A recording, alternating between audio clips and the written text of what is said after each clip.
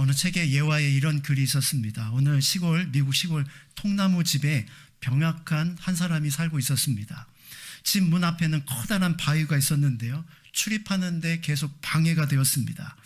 이 기도 중에 그는 열심히 기도하는 가운데 바로 하나님의 음성이 그의 삶 가운데 들려오기 시작합니다. 사는 아들아, 집 앞에 있는 바위를 매일 밀어라 라는 그런 음성이었습니다. 그때부터 8개월 동안 이 젊은이는 매일 아침 일어나서 바로 바위를 힘써 밀기 시작했습니다. 무려 8개월 동안 말이죠. 그러나 8개월 동안 열심히 밀었지만 바위는 꿈쩍하지도 않았습니다. 조금씩 회의가 들기 시작했습니다. 실제로 측량해 보니 바위는 단 1cm도 움직여지지 않았기 때문입니다. 그래서 하나님께 원망하기 시작했고 불평하며 이렇게 기도했습니다. 하나님, 제가 그동안 헛수고한 것 아닙니까? 바위가 전혀 옮겨지지 않았습니다. 이렇게 불평한 것입니다. 그랬더니 하나님의 음성이 그에게 또 들려왔다고 합니다. 나는 너에게 바위를 옮기라고 한 적이 없다. 나는 바위를 그저 밀라고 했을 뿐이다. 그리고 너의 거울을 한번 봐라 라는 음성이 들려온 것입니다. 청년은 거울 앞에 서 보았습니다. 그런데 8개월 동안에 자신의 변화된 모습이 거울 앞에서 펼쳐지기 시작했습니다. 근육도 생기고 달고 살던 기침도 사라져 버렸습니다.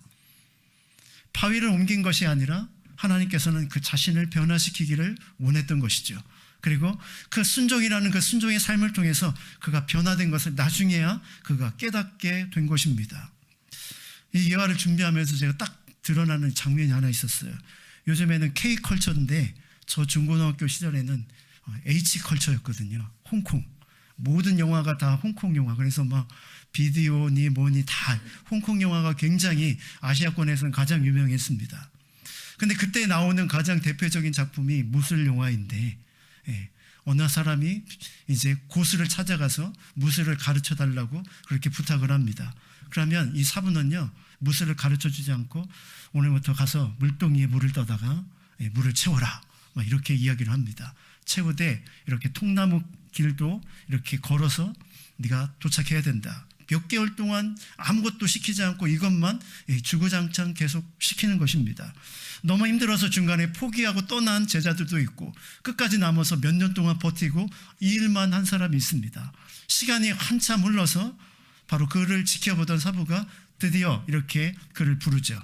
이제 됐다. 기초 체력은 다 되었으니 지금부터 훈련을 하자꾸나. 몇 개월 짧은 시간 동안에 이 사람은 바로 이 무술을 습득하고 나중에는 거의 사부급의 그런 무술 유단자가 된다라는 그런 내용입니다. 여러분, 이 내용들을 바라보면 사실은 순종과 삶의 기초가 얼마나 중요한지를 우리에게 사실은 잘 보여주죠. 이런 말이 있습니다. 모르더라도 순종하라. 그래야면 내가 원하는 것이 아니라 하나님의 위대한 뜻을 알게 될 것이다. 여러분, 순종이 어려운 이유는 바로 하나님의 뜻을 알아가는 과정이기 때문입니다.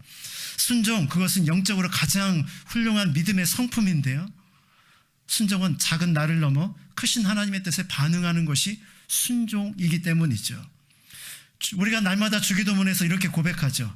뜻이 하늘에서 이루어지듯이 땅에서도 이루어지기를 원합니다. 여러분, 뜻은 하나님께서 이미 이루셨습니다. 그런데 내 삶에서 그것이 성취되기 위해서는 뭐가 필요할까요? 나의 순종이 반드시 요구되는 것이죠. 하나님의 뜻은 이미 하늘에서 이루어졌습니다. 이제는 내가 순종함으로 이 땅에서 이루어지도록 내 삶을 하나님 앞에 올려드리는 것이 바로 필요하다는 것입니다. 그런데 여러분, 누가 이런 순종의 삶을 살아갈 수 있을까요? 야망의 사람이 순종의 삶을 살아가는 것이 아니라 하나님을 향한 신뢰의 사람이 순종의 삶을 살아갑니다. 여러분, 야망은 내가 무언가를 이루려고 하는 욕심에서 출발하죠. 열심도 내고 그리고 최선을 다하지만 중도에 포기하는 경우가 많습니다. 반면에 순종하는 사람은 나의 야심이 아니라 하나님의 뜻을 찾고 그것에 엎드리게 됩니다. 그래서 아무리 어렵고 힘들어도 그 과정을 거쳐서 마침내 열매를 거두게 되는 것이죠.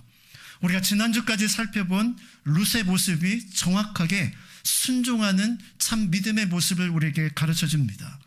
그는 순종하기 어려웠습니다. 여러 가지 수많은 이유들이 있었지만 그 어려움의 장애물을 다 극복하고 시간도 방법도 모두 다 말씀 그대로 순종하는 모습을 보게 됩니다. 룻의 이런 순종의 모습을 살 수 있었던 이유가 무엇이었을까요? 그것은 그가 성품적으로 순종하기 잘하는 성품을 가진 사람이었기 때문이 아니라 바로 그에게 있는 아주 중요한 신앙적인 성품이 있었기 때문입니다. 그것이 바로 신뢰라는 성품입니다. 나오미의 말을 그는 사랑의 말로 받아들였습니다. 그리고 그래서 그의 말에 순종하기로 결단한 것이죠. 지난 한 달 동안 보아스를 세밀하게 살펴보았습니다. 그래서 보아스가 얼마나 신뢰할 만한 사람인지를 알았기에 시어머니의 말에 이렇게 순종할 수 있었던 것이죠. 여러분, 순종은 신뢰할 때만 가능한 것입니다. 여기서 믿음과 자기 신념의 차이가 분명하게 나타납니다. 자기 신념은 자기 생각과 자기 의지를 믿는 것입니다. 반면에 믿음은 내 생각을 믿는 것이 아니라 하나님을 신뢰하는 것이죠. 하나님을 신뢰할 때 내 안에 하나님을 향한 확신 가운데 순종이 가능해지는 것입니다. 여러분, 참된 믿음이 뭘까요? 자기 신념에서 믿음으로 바뀌는 것입니다. 내 의지와 내 생각을 내려놓고 하나님을 신뢰함으로 그것을 따라가는 삶, 그것이 바로 참된 믿음의 모습이라는 것이죠. 많은 사람들이요, 신앙생활을 한다고 하면서도 여전히 자기 신념을 믿음으로 생각하며 신앙생활하는 사람들이 의외로 많습니다. 내가 원하는 것을 이루기 위한 수단으로 하나님을 믿는 것이죠. 근데 그것은 하나님을 믿는 게 아닙니다. 자기 신념을 그대로 믿고 하나의 하나님을 도구로 사용하려고 하는 것입니다. 오늘 이 아침에 다시 한번 룻을 통해 우리는 성경에 이렇게 질문을 던지고 있는 것입니다. 너의 믿음이 너의 신념이냐? 아니면 하나님의 뜻을 믿는 하나님을 향한 믿음이냐? 이 질문을 우리에게 던지고 있는 것이죠. 여러분, 누가 순종합니까? 하나님을 신뢰하는 사람, 하나님을 믿는 사람만 순종할 수 있는 것입니다. 우리 안에 이런 룻의 참된 믿음을 통한 진정한 순종의 삶이 있기를 주님의 이름으로 축원합니다. 오늘 이 아침에는요, 이것에 한 걸음 더 나아가서 그렇다면 이렇게 순종했던 룻에게 어떤 열매가 맺혀질까? 우리는 그 열매에 대해서 함께 좀 추적해 나가보자 합니다. 하나님 과연 그녀의 순종이 어떤 열매를 맺게 하셨을까? 순종에 대한 하나님의 역사를 중심으로 살펴보도록 하겠습니다. 그녀는 순종해서 당신의 옷자락으로 나를 덮어달라고, 나의 귀여운 물을 자가 되어달라고 바로 보아스에게 요청을 합니다. 우리가 잘 아는 대로 보아스는 바로 그의 모든 것을 들어주겠다라고 그렇게 응답을 하죠. 우리 10절과 11절 말씀을 한번 보도록 하겠습니다. 같이 읽습니다. 시작.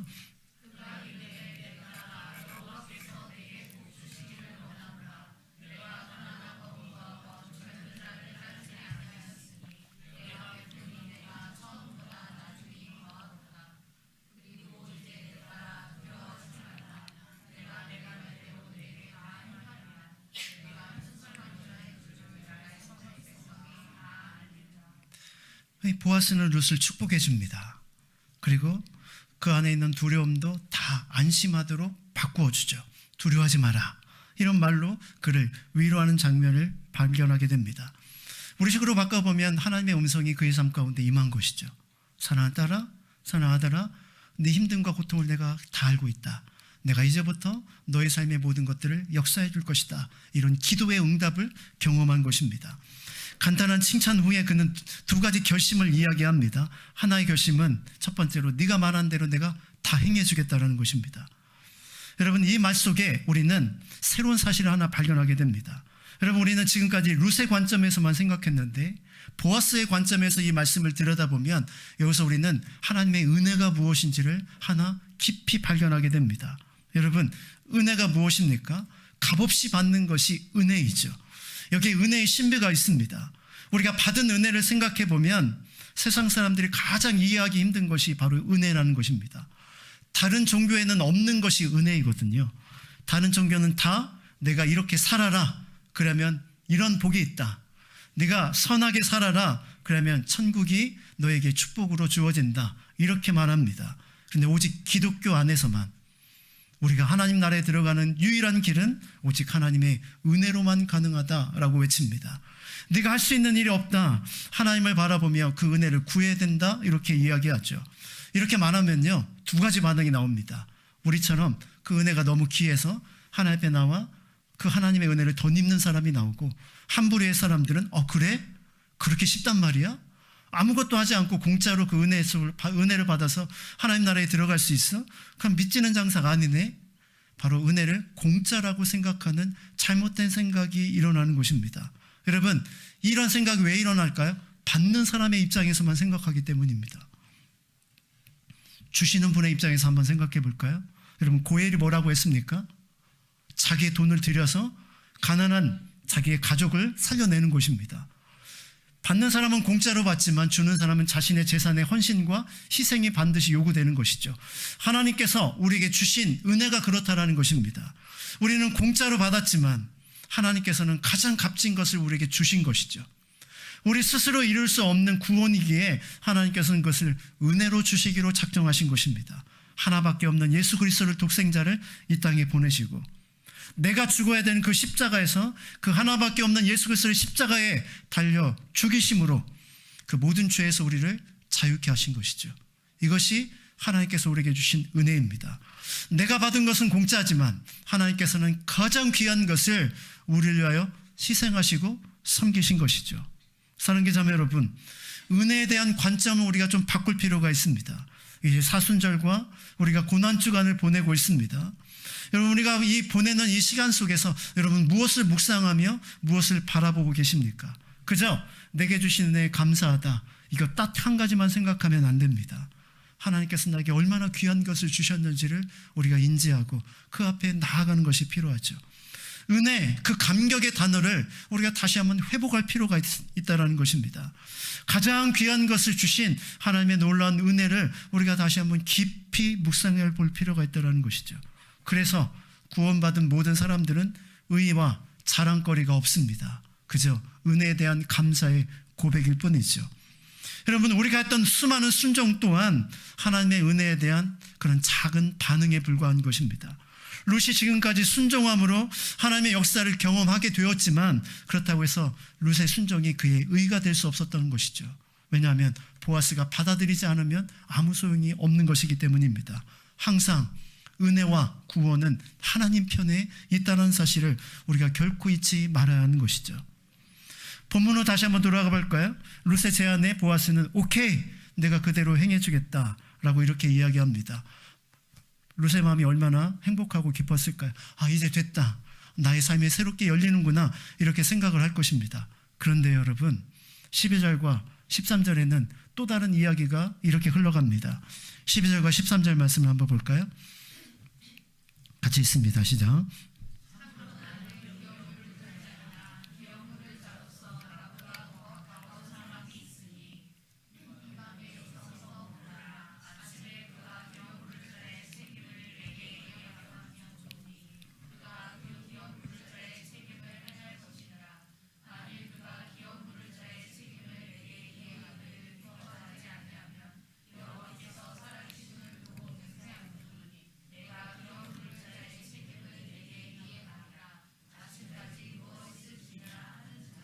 보아스의 말을 자세히 들여다 보십시오.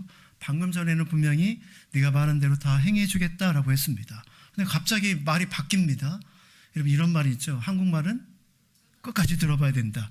여러분, 그대로 행해 주겠다는 것입니까? 안 하겠다는 것입니까? 알쏭달쏭하죠. 분명히 그 앞에는 분명히 응답하겠다라고 이야기해 놓고 그 뒤에는 사실 기업 물을 자 우선순위가 앞에 있는 사람이 있어. 그 사람 때문에 네가 말한 대로 내가 다 해줄 수는 없어. 지금 이런 말을 지금 하고 있는 것입니다. 이 말을 듣는 룻의 마음은 어땠을까요? 잔뜩 기대했다가 기대가 무너지는 그런 충격을 그는 경험하게 된 것입니다. 우리 식으로 한번 바꿔볼까요? 우리가 열심히 하나님 앞에 기도했습니다. 그래서 하나님께서 우리에게 응답을 주셨어요. 네가 기도한 대로 다 해주겠다. 이런 확신과 담대함을 가지고 이제 됐어 라고 생각했습니다. 그런데 이루어지지가 않습니다. 뭔가 문제가 생긴 것이죠. 마음이 심란해지고 무거워지기 시작합니다. 서서히 우리 마음 가운데 의심이 생기죠. 과연 하나님께서 주신 그 말씀이 사실일까? 사실은 우리에게 이런 마음이 들기 시작하는 것입니다. 여러분, 하나님의 말씀이 성취되는 것까지 분명한 복병이 하나 남아 있습니다. 그것은 바로 시간 차이가 분명히 있다는 것입니다. 순종이 열매 맺기 위해서는 반드시 필요한 한 가지 사실이 있는데 그것이 기다림과 내려놓음이라는 것이 우리 인생에 필요하다는 것입니다. 당장 응답되지 않아도 내가 원하는 방식이 아니어도 과연 하나님의 말씀에 끝까지 신뢰하며 그 말씀을 기다릴 수 있겠는가? 이것이 바로 오늘 본문이 우리에게 던져주는 메시지라는 것입니다. 사실 룻기의 가장 큰 주제 중에 하나가요, 내려놓음입니다. 나오미는 고향에서 돌아왔을 때 결혼의 우선순위가 자신에게 있었습니다. 그런데 그 결혼을 누구에게 권하죠? 룻에게 네가 결혼해라 라고 자신의 우선권을 포기하고 룻에게 그 모든 것을 내려놓습니다. 룻도 어머니의 말씀에 순종하려고 자신의 생각과 자신의 판단을 내려놓죠. 나오미와 룻만 그런 것이 아니라 보아스도 누구보다도 자기의 것을 내려놓습니다. 여러분, 룻의 전체는 다 내려놓음의 모습으로 아름답게 흘러가고 있는 것을 보게 되죠. 보아스는 룻이 당하고 있는 어려움을 분명히 예상하고 적극적으로 돕겠다고 말했지만, 그러나 그렇다고 해서 고의 의무를 감당할 때 순서가 있음도 결코 있지 않았습니다. 보아스는 책임지지 않겠다는 말이 아닙니다. 그리고 책임지겠다고 말하고 그 밤에 자신의 욕구를 얼마든지 채울 수도 있었습니다. 그러나 그는 그렇게 하지 않았습니다. 14절에 보니까 이런 말씀이 있죠. 룻이 새벽까지 그 발치에 누웠다가 사람이 서로 알아보기 어려울 때 일어났으니 보아스가 말하기를 여인이 타작마당에 들어온 것을 사람이 알지 못하여야 할 것이라 하였음이라 라고 이렇게 기록하고 있습니다. 룻은 새벽에 되어서 그 집으로 돌아가는 장면을 보게 되죠. 여러분, 보아스 입장에서 한번 생각해 볼까요? 인간 보아스는 그 밤에 인간적인 본능과 신앙의 양심이 끊임없이 싸웠을 것입니다. 말해놓고 약속해놓고 얼마든지 자신의 욕심을 채울 수도 있는 그 밤이었습니다. 아무도 보이지 않는 그 깜깜한 밤이었기 때문이죠. 평소에 호감이 있었던 그 사람이 스스로 자신의 이불에 들어왔습니다. 정욕대로 얼마든지 할 수 있는 그런 상황이었습니다. 그러나 그는 그렇게 하지 않았습니다. 자신을 지킬 뿐만이 아니라 룻을 지켜주었죠. 룻이 발치에서 입을 들고 이야기했음에도 불구하고 그는 그 모든 것들을 무시하지도 않고 그 밤에 그를 철저하게 지켜내죠. 여러분, 이것이 보아스의 성숙함이죠. 감정과 마음, 그 속에서 그는 신앙적인 선택을 하게 됩니다. 여러분, 이 룻기가 배경이 어느 때이죠? 사사기라고 하지 않았어요? 사사기가 어떤 시대예요? 자기의 소견에 옳은 대로 행하는, 쉽게 말하면 자신의 감정대로, 자신의 생각대로, 그저 떠오르는 대로 그렇게 살아가던 시대가 사사시대인데, 보아스는 자신의 감정과 생각대로 하지 않았습니다. 만약 보아스가 자신의 감정과 생각대로 했다면 룻기는 파국으로 끝났을 것입니다. 그저 그렇게 감정대로 휩싸여 그렇게 살아갔던 두 남녀의 이야기로 끝나버리고 말겠죠. 그러나 오늘 본문의 이야기는 그렇게 흘러가지 않습니다.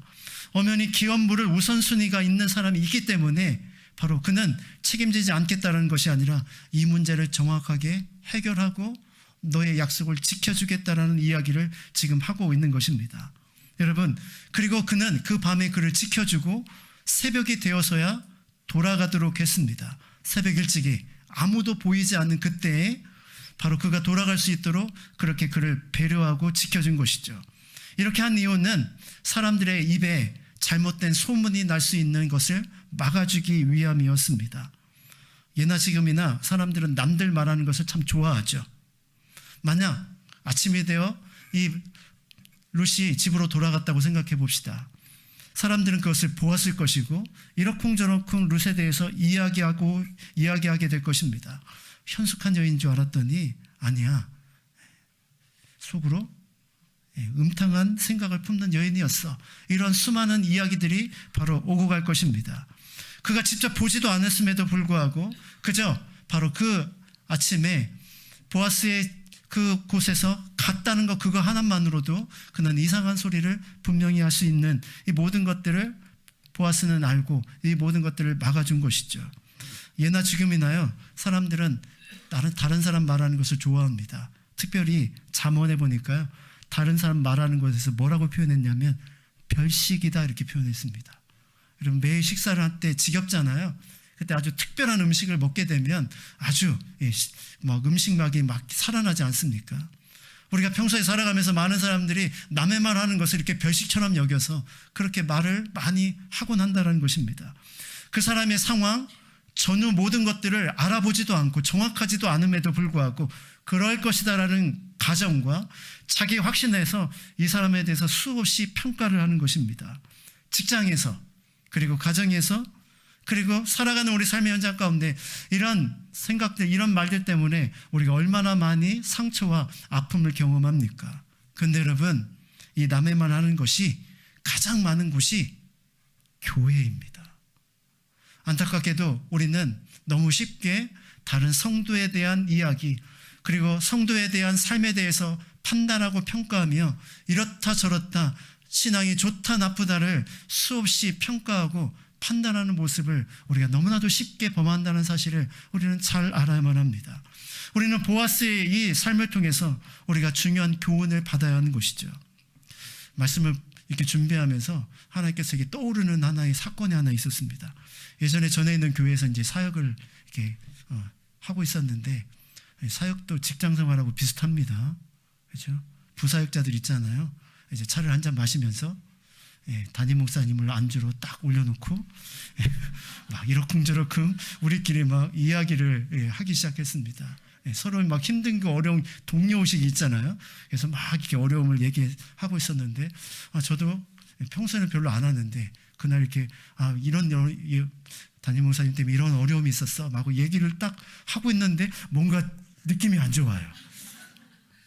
뒤에서 새카만 그림자가 보이기 시작하는데 아차 싶었어요.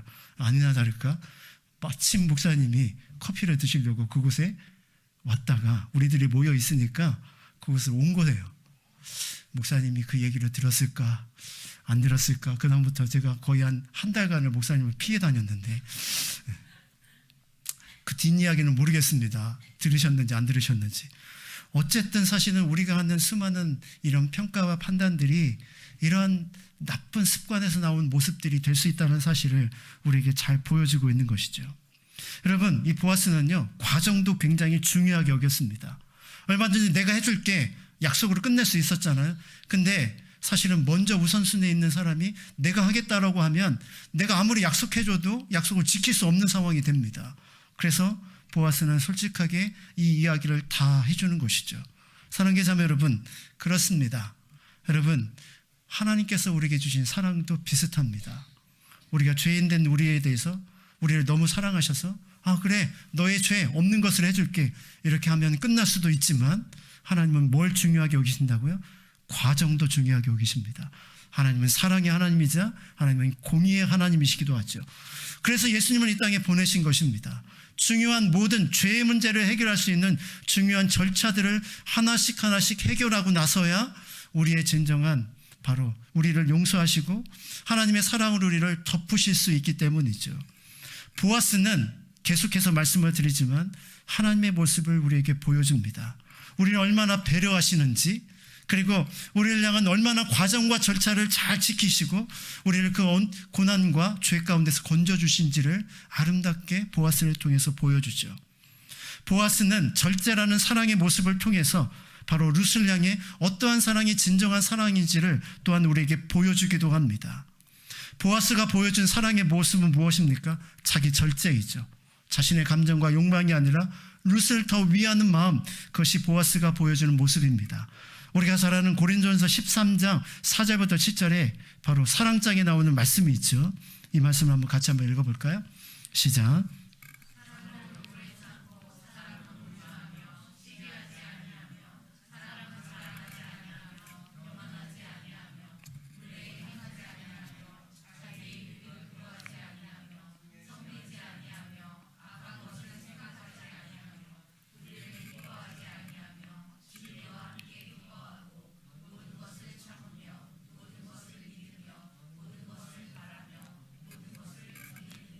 여러분, 이 사랑의 모습과 보아스를 딱 오버랩해 보십시오.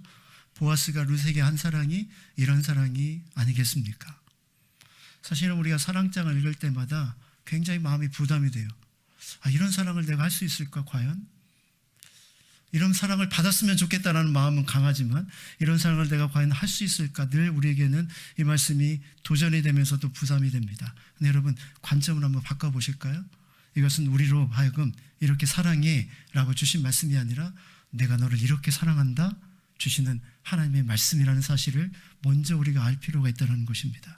하나님의 사랑은 나를 향해 오래 참아주시는 사랑입니다. 하나님의 사랑은 나를 끊임없이 품어주는 온유한 사랑이시죠.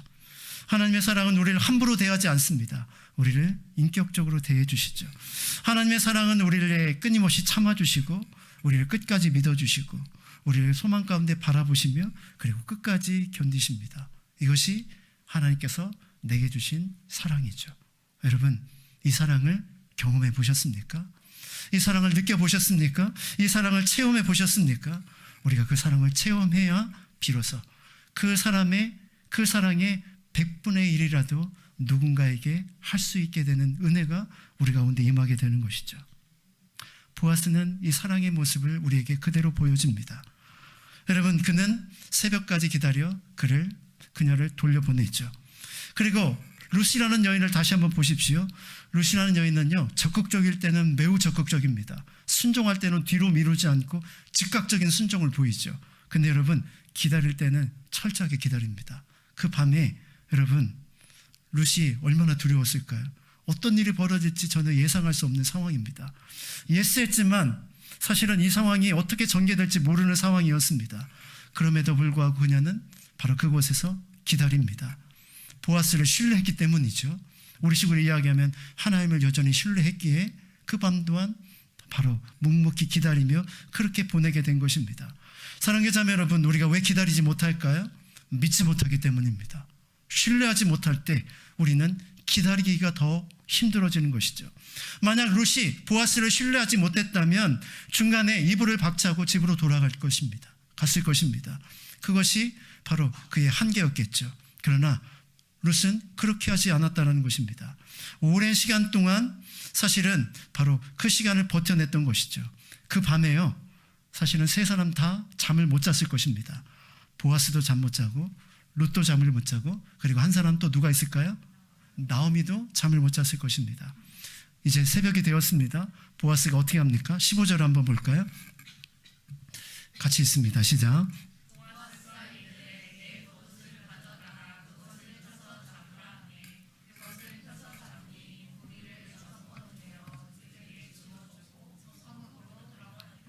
새벽에 가라고 저녁에 얘기해 줬잖아요. 그리고 새벽이 되었을 때 그에게 보리를 잔뜩 싸서 집으로 돌아갈 수 있도록 만들어 주었습니다. 왜 이렇게 했을까요? 또 다른 오해를 방지하기 위해서였습니다. 여러분, 새벽에 돌아가도 볼 수 있는 사람이 있을 거 아니에요, 그렇죠? 한 사람이라도 있다면 그 소문은 또 다시 그녀를 괴롭히고 말 것입니다. 그래서 그녀에게 보리를 준 것이죠. 지금 밤새도록 열심히 보리를 추수해서 이 새벽에 돌아가고 있구나, 그녀를 보는 모든 사람들이 오히려 그녀의 열심을 생각했을 것입니다. 보아스는 이렇게 철저하게 배려함으로 그를 집으로 돌려보냅니다. 근데 문제는 밤새도록 그녀를 기다리고 있었던 바로 시어머니 나오미가 있었습니다.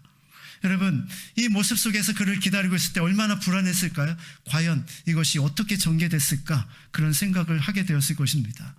룻은 보아스의 넘치는 배려와 넘치는 사랑을 받고 이제 집으로 돌아오고 있었습니다. 그리고 이제 룻과 나오미가 만나 이런 대화를 해갑니다. 16절 말씀 시작.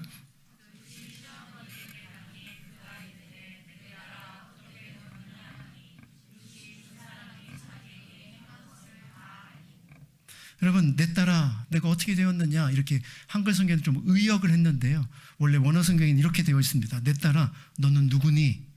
이게 무슨 뜻이냐면 너는 이제 보아스의 부인이 되었니? 라는 그런 질문입니다.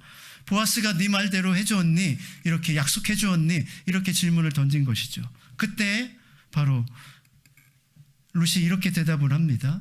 그가 내게 이 보리를 6번 데워주며 이르기를 빈손으로 내 시어머니에게 가지 말라 하더이다 하니라. 이렇게 대답을 해줍니다. 여기서 여러분 중요한 단어 빈손이라는 단어가 등장합니다. 여러분, 이 룻기에서 빈손은 굉장히 중요한 모티브입니다. 왜냐하면 1장 21절에 내려갔다가 다시 예루살렘으로 오면서 이 나오미가 뭐라고 했냐면 나가 비어서 돌아왔다라고 표현을 했기 때문입니다. 그는 빈 인생이 되었습니다. 하나님의 말씀대로 살지 않고 모든 것을 다 잃어버리게 되었죠. 그의 인생은 빈손이었죠. 그런데 여러분, 하나님께서는 그녀의 이 마음을 아시고 보아스를 통해서 이렇게 말씀하신 것입니다. 빈손으로 돌아가지 마라. 무슨 뜻이죠? 내가 이제 너의 빈손에 하나님의 은혜를 채울 것이다 라고 말씀해 준 것입니다. 이 말을 듣자마자 나오미가 얼마나 큰 위로를 받았을까요? 그래, 이젠 됐어. 하나님께서 내 빈손에 하나님의 은혜를 채워주실 거야. 이런 확신을 갖게 되었을 것입니다. 여러분, 그렇습니다. 빈손이라도 주께 돌아오는 자에게 주님은 결코 외면하지 않습니다. 빈손을 채우시는 하나님의 은혜를 그 삶의 현장 가운데 부어주시는 은혜가 있다는 것입니다.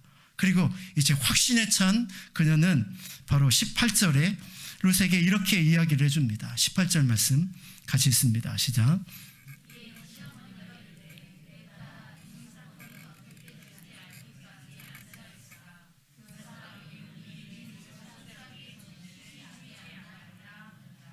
이제 말씀의 핵심으로 들어가 봅니다. 나오미가 뭐라고 이야기하죠? 내 딸아, 이 사건이 어떻게 될지 알기까지 너는 어떻게 하라? 앉아있으라. 그 사람이 이 일을 성취하기 전까지는 쉬지 아니할 것이다.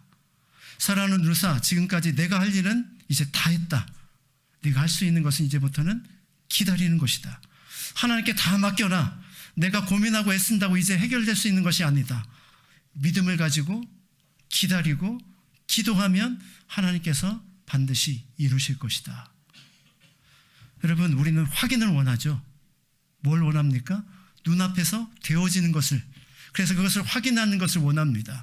그런데 하나님께서는 당장 눈앞에 보여지는 것이 아니라 하나님께서 행하실 믿음을 우리에게 요구하죠. 그 믿음은 우리로 하여금 뭐를 가능케 합니까?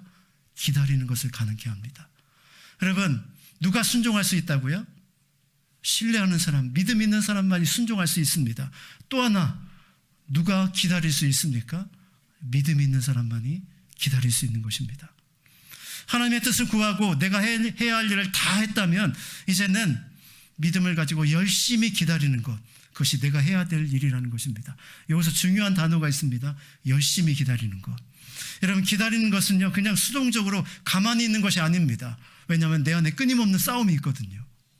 기다림에 지쳐서 내 마음대로, 내 뜻대로 뭔가 빨리 해결해 보려는 그런 욕심이 내 안에 울긋불긋 올라옵니다. 그때 열심히 기다리십시오. 다시 자리를 주저앉고 기도의 자리에 나아가 하나님 앞에 붙드는 열심이 우리에게 필요하다는 것입니다. 놀라운 것은요, 나오미는 보아스가 적극적으로 움직일 것을 확신했습니다. 그래서 그는 이제 앉아있을 것을 선택합니다. 실제로요, 이후부터 4장으로 넘어가 보면요, 나오미와 룻이 어떤 이야기를 했는지 한마디도 등장하지 않습니다.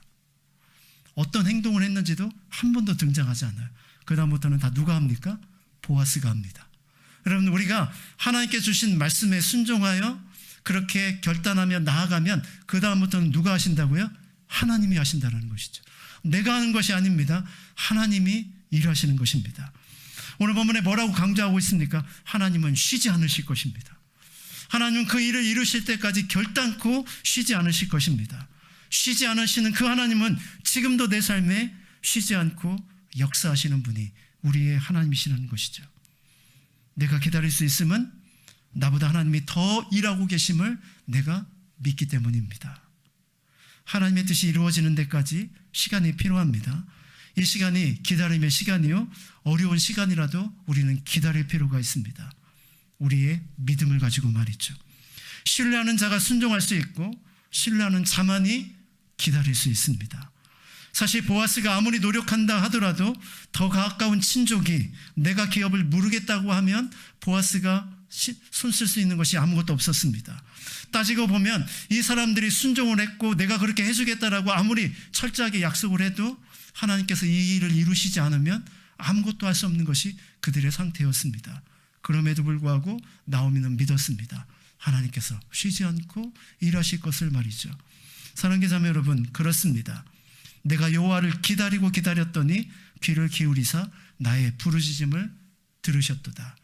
기다리고 기다렸더니 하나님께서 들으셨도다. 신뢰는 결과를 만들어냅니다. 기다림을 통해 하나님의 역사를 만들어내는 것이죠. 사랑하는 자매 여러분, 열심히 기도해서 하나님께서 주시는 확신을 갖게 되었지만 여전히 그것이 현실이 되지 않아 답답하십니까? 여러분, 하나님을 끝까지 신뢰하며 하나님을 바라보시고 그 기도의 자리에서 철저하게 머무는 믿음의 삶을 살아가시길 바랍니다. 하나님이 나와 함께 하시고 내가 옳은 것을 선택했다면 그 다음에는 하나님이 행하여 주실 것입니다. 맡기고 기다리면 쉬지 않고 일하시는 하나님께서 반드시 가장 선하게 응답해 주실 것입니다. 한번 따라해 볼까요? 맡기고 기다리면 쉬지 않고 일하시는 하나님께서 반드시 가장 선한 응답을 주실 것이다. 여러분, 이 참된 믿음을 가지고 하나님을 신뢰함으로 기다릴 줄 아는 저와 여러분의 삶이 될 수 있기를 주님의 이름으로 축원합니다.